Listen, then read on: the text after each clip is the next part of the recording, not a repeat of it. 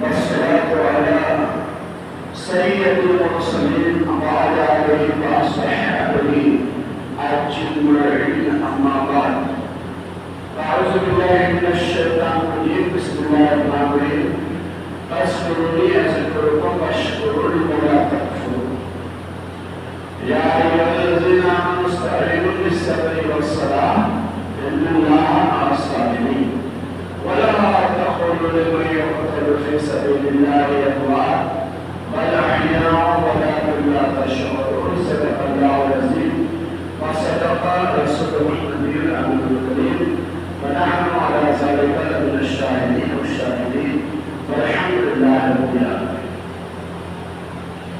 معزز مسلمان کرام نے جس آیت متبارکہ کی تلاوت کا شرف حاصل کیا ہے، انشاءاللہ سبجل اس کی روشنی میں کچھ ہم بیان کریں، آپ سماعت فرمائیں۔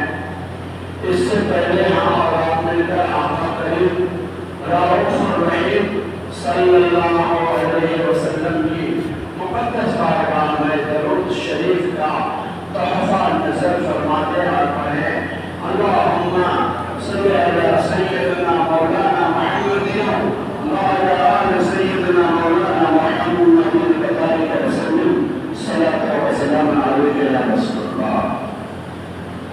آقا مولا صلی اللہ علیہ وسلم کا فرمان عظیم شان ہے، جس نے روز جمعہ مجھ پر 100 مرتبہ درود پاک پڑھا، یعنی آج یا شب جمعہ یعنی رات جمعرات دن گزرنے کی رات ہوتے ہیں، ہوتی ہے اس رات کو یا یہ پورے دن میں آقا کریم رؤوف الرحیم صلی اللہ علیہ وسلم ارشاد فرماتے ہیں کہ جس نے روز جمعہ 100 مرتبہ مجھ پر درود پاک پڑھا، اللہ عز و جل ان کے 100 سال کے گناہ کو معاف فرما دیتا ہے۔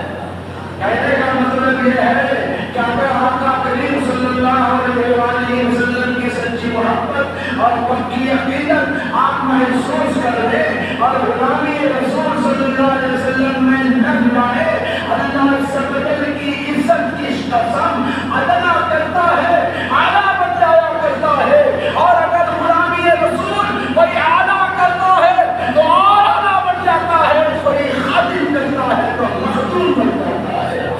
وہ جو میرے پاک ہے، اگر آپ کے پڑھنے کی عادتیں ڈال دی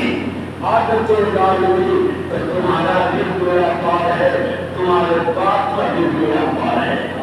علاقہ اسلام کی مقدس بارگاہ میں ہم درود پاک پڑھتے ہیں نا، درود پاک پڑھتے ہیں، ہمارے چوراہا پر لوگوں میں بڑے وقت گزر جاتے ہیں، احساس نہیں ہوتا کہ آپ کے پاس کتنا قیمتی وقت ہے۔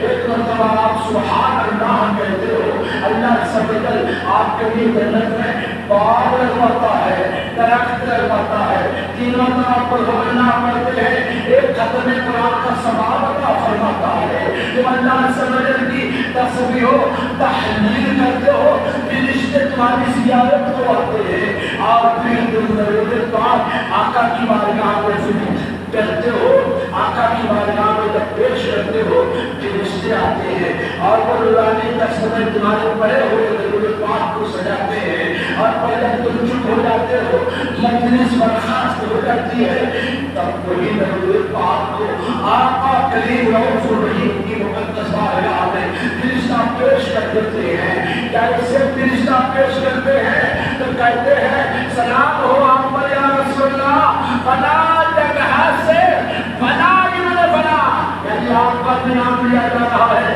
آپ کے باپ کا بھی نام لیا جا رہا ہے، آقا کی ذات ہے، تمہارے نام کو پیش کیا جا رہا ہے کہ فلا ابن فلا، آقا آپ کی بارگاہ میں درود پڑھا ہے، آقا تبسم فرماتے ہیں، محدثین اس کی تشریح میں فرماتے ہیں کہ آقا مولا تمہارے نام کو، تمہارے باپ کے نام کو جب سماعت فرماتے ہیں، تبسم فرماتے ہیں، اور آقا کریم کا تبسم فرمانا تمہارے لیے نجات کا ذریعہ ہے۔ جہاں جہاں کثرت سے درود پاک پڑھا کرے اور درود مصطفیٰ سیکھیں، اور سیکھنے کے بعد آپ اس پر عمل کرنے کی کوشش کریں۔ آپ کا وقت چکراہاں پر، آپ کا وقت چرسیوں کے ساتھ، جواریوں کے ساتھ، سٹوریوں کے ساتھ گزرتا ہے، یہ شوبھا نہیں دیتا، یہ آپ کو اچھا نہیں لگتا۔ اچھا تو تب لگے کہ دنیا میں آقا کے بتائے راستے پہ چلو، اور مرنے کے بعد جب تمہارا جنازہ نکلے اور کہنے والا کہے کہ یہ عاشق کا جنازہ ہے، بڑا دور سے ملا۔ لہٰذا آپ یہ مشورہ کیا کریں۔ میں اتفاق مجھے ماشاءاللہ یہاں آیا تھا اور امام صاحب سے گفتگو لیے تو میں آپ تک پہنچ گیا۔ اب اللہ سے وجل قرآن میں ارشاد فرماتا ہے فاذکرونی اذکرکم۔ اللہ سے وجل بندے سے خطاب فرماتا ہے کہ تم میری ذکر کرو۔ کیا کرو؟ ذکر میں سبحان اللہ سبحان اللہ الحمدللہ الحمدللہ اللہ اکبر اللہ اکبر یہ شامل ہے۔ یعنی چلتے پھرتے اٹھتے بیٹھتے اپنی زبانوں کو ذکر اللہ سے ترکیہ کرو۔ کیا کیا کرو؟ ترکیہ کرو۔ اللہ سب کے نام سے اپنی زبان کو تر کرو۔ اللہ تبارک و تعالیٰ اپنے نور سے تمہارے سینے کو معمور فرما دے گا، جی معمور فرما دے گا، تمہارے گناہوں کو معاف فرما دے گا، تمہارے درجات کو بلند فرما دے گا۔ اب اللہ سے وجل فرماتا ہے میرا ذکر کرو، میں تمہارا چرچا کروں گا۔ یعنی جب بندہ ذکر کرتا ہے تو اس کا چرچا پروردگار عالم فرماتا ہے۔ اللہ کا ذکر تم بندوں کے بیچ میں کرتے ہو، اللہ سے وجل تمہارا چرچا فرشتوں کے بیچ میں کرتا ہے۔ تم اللہ سے وجل کے ذکر کو زمین پر بلند کرتے ہو، اللہ تمہارے درجات کو آسمان پر بلند فرما دیتا ہے۔ اور یہ کہتے ہیں کہ تم میری شکر بجا لاؤ۔ کیا بجا لاؤ؟ شکر بجا لاؤ۔ یعنی ہر حال میں تم شکر ادا کرو۔ کیسے ہے آپ؟ ہم بولتے ہم اچھے نہیں ہے، بیماری ہے، دکھی ہے، روزی نہیں چل رہی ہے، میں بڑا پریشان ہو جائے گی، کوئی تمہاری پریشانی کو دور نہیں کر سکتا اللہ عز و جل کے ذات کے سوا۔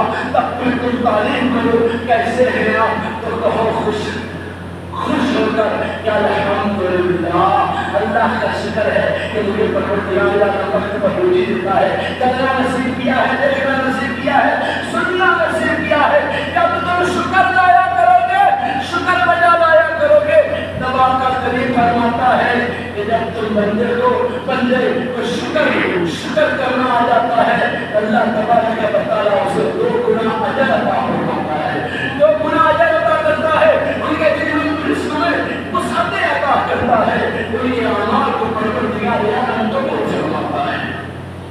لہٰذا ذکر بھی کرو۔ اب آقا حسین رضی اللہ تعالیٰ عنہ شہید ہو گئے ہیں، آپ کا سر نیزے پر ہے، آپ کو ذکر کر رہے ہیں، سبحان اللہ کیا کر رہے ہیں؟ قرآن کر رہے ہیں، ذکر اللہ کر رہے ہیں۔ وہ ذکر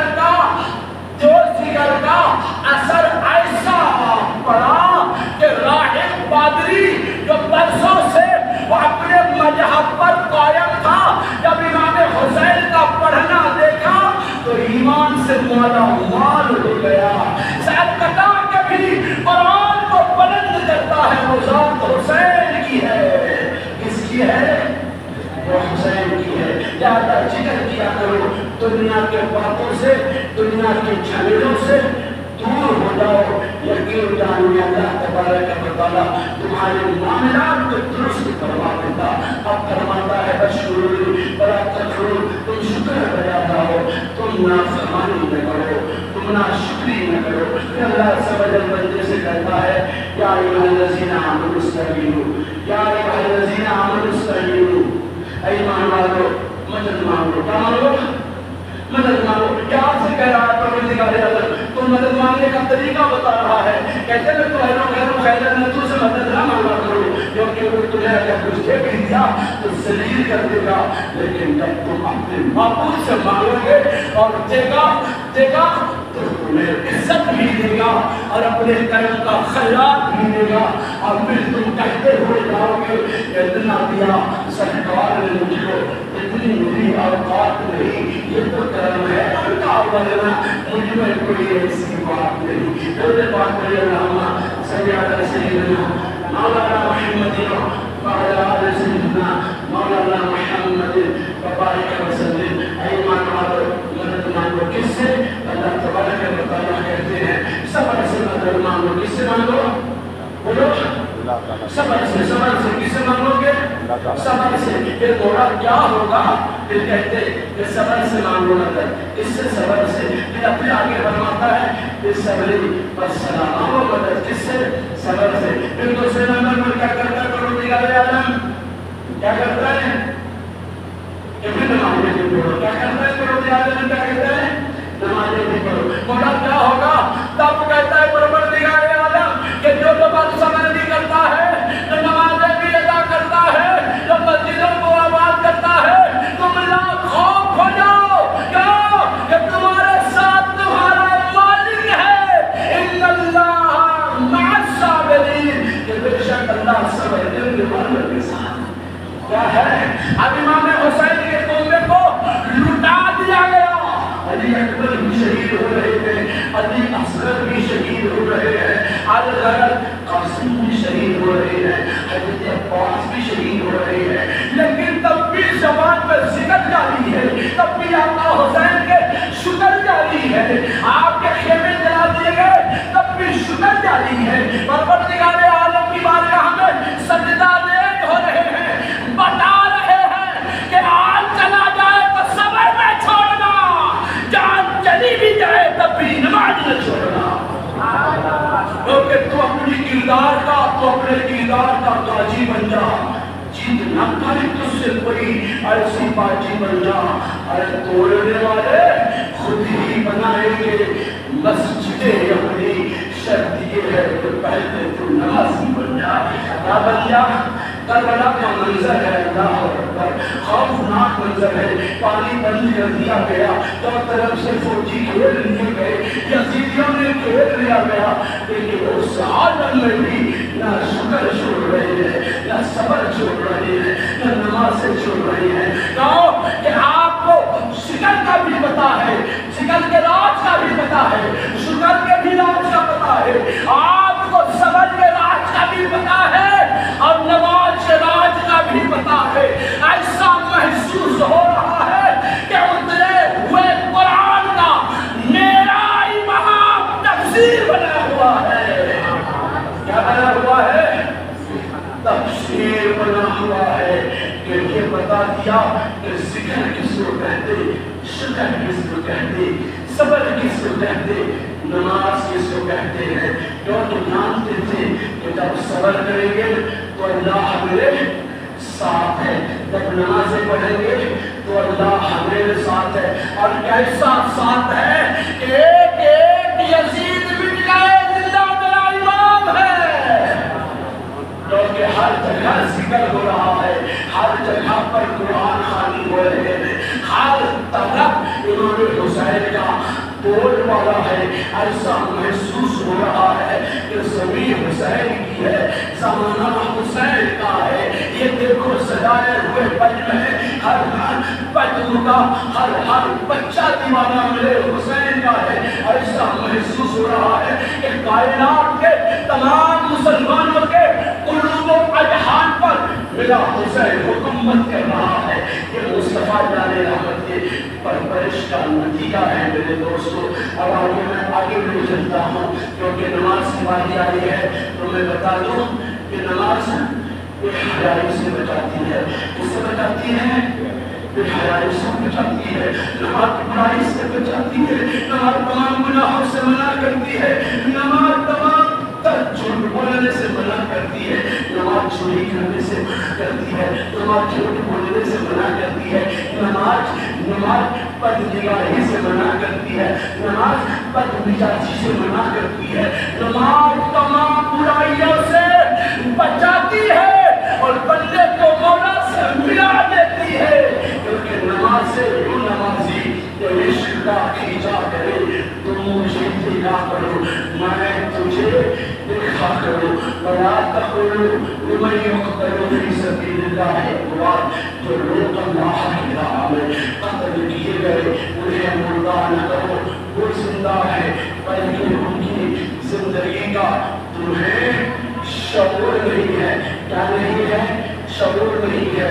کہ عام لوگ اگر شہید ہو جائیں تو قرآن زندہ کہتا ہے وہ آدمی گنہگار بھی ہے، وہ آدمی بدکار بھی ہے، وہ آدمی مکار بھی ہے، وہ آدمی عیاش بھی ہے، لیکن راہ خدا میں لڑا، ساری برائیاں معاف ہو گئی ہے، اب وہ شہید ہے۔ قرآن پاک میں اسے کہہ رہے ہیں کہ یہ تمہاری طرح تھا، اب نہیں، اب شہید ہو گیا ہے۔ اب قرآن اسے زندہ کہہ رہا ہے۔ ارے بہت سارے غلط فہمیاں تھی، غلط سارے بدفہمیاں تھی ان کے اندر، بولے وہ ماضی تھا۔ حال یہ ہے کہ اللہ کے راہ میں شہید ہو گیا ہے۔ اب شہیدوں کے لیے اب وہ ساری باتیں چھوڑو، اب خالی اتنا دیکھو کہ یہ لوگ شہید ہو رہے ہیں، اب وہ زندہ ہے۔ میں کہنا چاہ رہا ہوں کہ جب ایک ادنا راہ خدا میں شہید ہو جائے تو قرآن اسے زندہ کہے، پھر تو میرا حسین کیسا ہوگا؟ اور سبحان اللہ، میرا حسین کیسا ہوگا، میرا حسین کیسا ہوگا کہ جب دین کے دیے بجھ رہے تھے، جب شراب عام ہو رہا تھا، جب چوری چکاری کو فروغ دیا جا رہا تھا، جب زنا خوری کو عام کیا جا رہا تھا، یزیدیت پھیل رہی تھی، تب حسین نے جان دے کر بتا دیا کہ میرے عاشقوں، جان جائے تو جائے لیکن مصطفیٰ کی شریعت پر آج نہ آنے پائے۔ آج ہم گناہ کرتے ہوئے نظر آتے ہیں، برائیاں کرتے ہوئے نظر آتے ہیں، داڑھیوں کو منڈاتے ہوئے نظر آتے ہیں، نمازوں کو چھوڑتے ہوئے نظر آتے ہیں، ہم تمام خطاؤں میں ملوث نظر آتے ہیں، کہتے ہیں ہم حسینی ہیں۔ حسین کی محفل میں کوئی شراب پی کر جاتا ہے، حسین کی محفل میں کوئی جوا کھیل کے جاتا ہے، حسین کی محفل بنانے والا کوئی جنسی ہوتا ہے، نہیں، حسین کا محفل بنانے والا حسین کا عاشق ہوتا ہے، حسین کا دیوانہ ہوتا ہے۔ وقت آئے تو نماز بچاتے نظر آؤ، وقت آئے تو صبر کرتے نظر آؤ، اور اسلام اگر لٹانے کو کوئی چاہے تو اس کے سامنے تم چٹان بنتے نظر آؤ۔ آپ آقا حسین کی طرف تمہیں لے چلتے ہیں کہ جس آقا حسنین طیبین طاہرین پر ظلم و تشدد کیا گیا ہے، ان کا مقام کیا ہے، میرے آقا حسین کے درجات کیا ہیں؟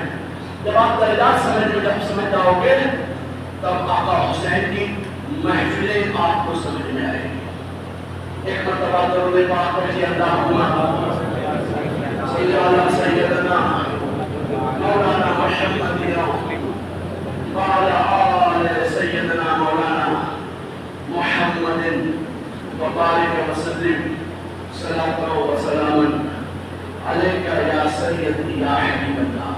میں انشاءاللہ تعالیٰ عشاء تک ہوں، عشاء کے بعد بھی یہاں پر پروگرام کا انعقاد ہوتا ہے، آپ لوگ اور جلدی آنا تاکہ عشاء کے بعد پھر پوری تفصیلی گفتگو، یعنی کربلا کے تعلق سے اور اس کا ہی بیان قرآن و حدیث کی روشنی میں وہ امام صاحب کرتے ہی ہیں۔ ہمارے لیے نعت خواں ہیں، اچھے نقیب ہیں، ہم لوگ آئے تھے آپور میں، اس کے بعد یہاں آئے، پھر جے پور کے پروگرام کرتے ہوئے نیپال چلے جائیں گے جہاں 30 روز مکمل پروگرام ہونی ہے۔ خیر یہ اتفاق آئے تو آپ تک آپ پہنچا۔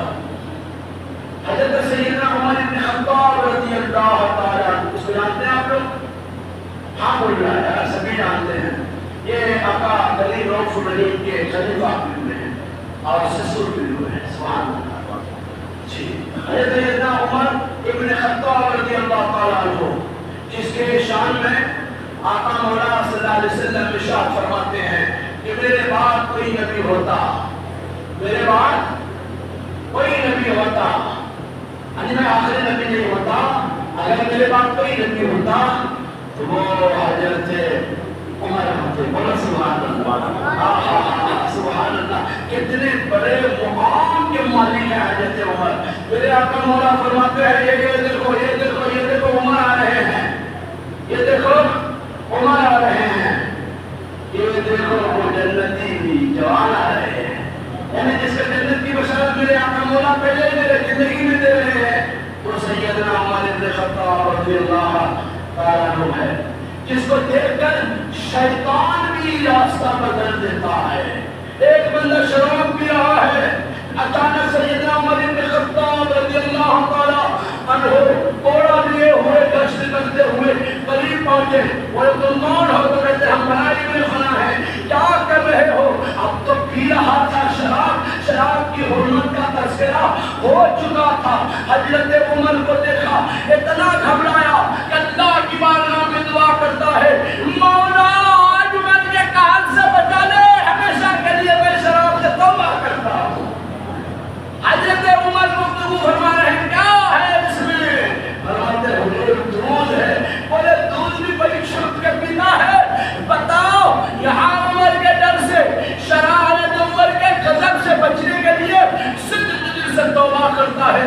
اللہ شراب کو دودھ میں تبدیل فرما دیتا ہے، شراب کو دودھ میں تبدیل کر دیتا ہے اور دکھاتے ہیں تو دودھ دکھائی دیتا ہے۔ حضرت عمر فرماتے ہیں، دلوں میں کہتے ہیں کہ واہ جوان واہ، بھی تو رہا تھا، جھوٹ بھی بولا اور ایسے دل سے دعا کی کہ کوئی ضرور بھی ہو گئے۔ کہ حضرت عمر تو جانتے لگے بندہ چھپی کیا پینے والا اور کیا پی رہا ہے۔ یہ حضرت عمر ہے۔ آپ دور خلافت میں ہیں، دور خلافت پر قائم ہے، امیر المومنین ہے، جو طرف بلتا بچتا ہے، آج دنیا پر اور کی سلطنت ہے۔ بچوں کے جرموٹ میں حضرت امام حسین بھی شامل ہیں۔ کون؟ حضرت امام حسین اور بہت سارے بچے آئے ہیں۔ سیدنا امام حسین کی قیادت میں بچے کھیل رہے ہیں، کھیلتے کھیلتے کچھ ایسی حرکتیں حضرت عمر رضی اللہ عنہ کے صحابہ سے ہو گئی جو حضرت سیدنا امام حسین کو ناگوار مسئلہ۔ آپ نے اصلاح کی، کیسے نہیں کرتے؟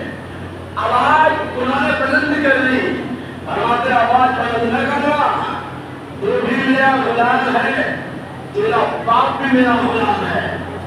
آئے یہ کون کر رہے ہیں؟ حضرت سیدنا امام حسین رضی اللہ تعالیٰ عنہ کس سے خطاب کر رہے ہیں؟ حضرت عمر بن خطاب رضی اللہ تعالیٰ عنہ کے نوزر نقطے دیگر سے، اے تو نہ بول، تو بھی میرا غلام ہے، تیرا باپ بھی میرا غلام ہے۔ وہ بچہ دل لیا اٹھا، دوڑے ہوئے اپنے باپ کے پاس جاتے ہیں، بولے حضور چلیے امام حسین کی بارگاہ میں۔ بولے کیا ہو گیا؟ بولے غضب کی میری بے عزتی کی۔ بولے بے عزتی میں کیا؟ بولے تیرا باپ بھی غلام ہے اور تو بھی غلام ہے۔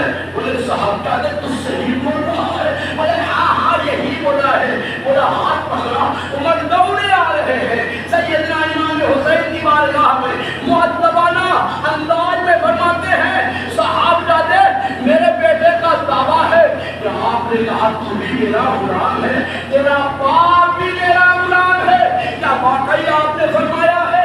تو فرماتے ہاں یقیناً ایسا ہی ہم نے کہا ہے۔ تو فرماتے صاحب جاتے اگر آپ نے ایسا کہا ہے تو کیا تحریر فرما دیں گے؟ حضرت عمر کاغذ پیش کرتے ہیں، سیدنا حضرت امام حسین تحریر کرتے ہیں کہ تو بھی میرا غلام، تیرا باپ بھی میرا غلام، آہا تو بھی میرے نانا کا غلام، تو بھی میرے نانا کا غلام۔ تحریر کرتے ہیں سیدنا عمر بن خطاب رضی اللہ تعالیٰ کے اوپر پر انتظاری ہوتا ہے اور جھولتے ہوئے فرماتے ہیں، بیٹا چلو بحث نہ کرو، جنت کا پروانہ مل گیا ہے، جنت کا پروانہ مل گیا ہے۔ ارے جب زمین تانبے کی ہوگی، آسمان فولاد کا ہوگا، تخت پہ نبی ہوں گے، عدالت پر خدا ہوگا، نفسی کا عالم ہوگا، کوئی کسی کو پہچاننے والا نہیں ہوگا۔ باپ بیٹے کو پہچاننے سے انکار کر دیں گے، ماں بیٹی کو پہچاننے سے انکار کر دے گی، بھائی کو پہچاننے سے انکار کر دے گا، استاد شاگرد کو پہچاننے سے انکار کر دے گا، اور اس عالم میں اللہ فرمائے گا عمر تو دنیا سے کیا لایا ہے؟ تب میں پیش کر دوں گا کہ عمر کس لائق تھا، کیا جاتا، لیکن مصطفیٰ کی اور امام حسین کی غلامی کا تحریر لایا ہو۔ یہ تحریر بارگاہ نبی ازل میں پیش کروں گا۔ مجھے امید ہے پروردگار عالم ہماری خطاؤں کو معاف فرما دے گا۔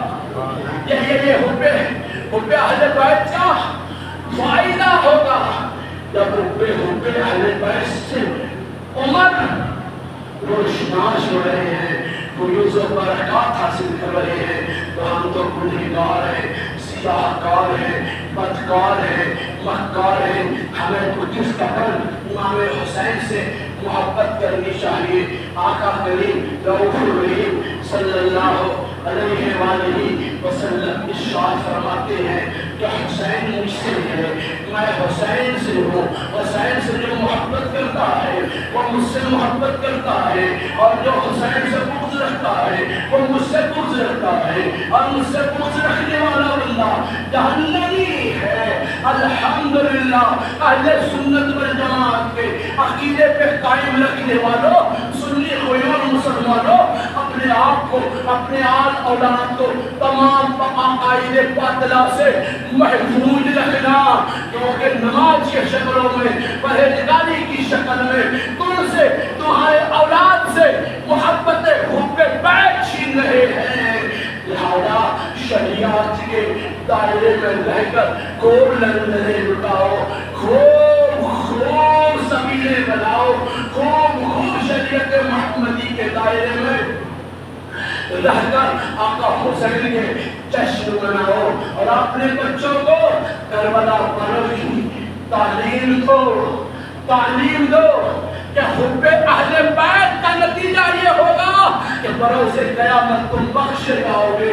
حب اہل بیت کے بغیر جینے والوں، بغض اہل بیت کا نتیجہ یہ ہوگا کہ لاکھ تم روزے رکھ لو، لاکھ تم نمازیں پڑھ لو، لاکھ تم حج کر لو، یہاں تک کہ کعبۃ اللہ میں مرو، یہاں تک کہ سجدہ گاہ میں مرو، پھر بھی بغض اہل بیت رکھنے والے جہنمی ہے، کیونکہ وہاں پر اگر بخشا جائے گا تو مصطفیٰ کے وفادار بخشے جائیں گے۔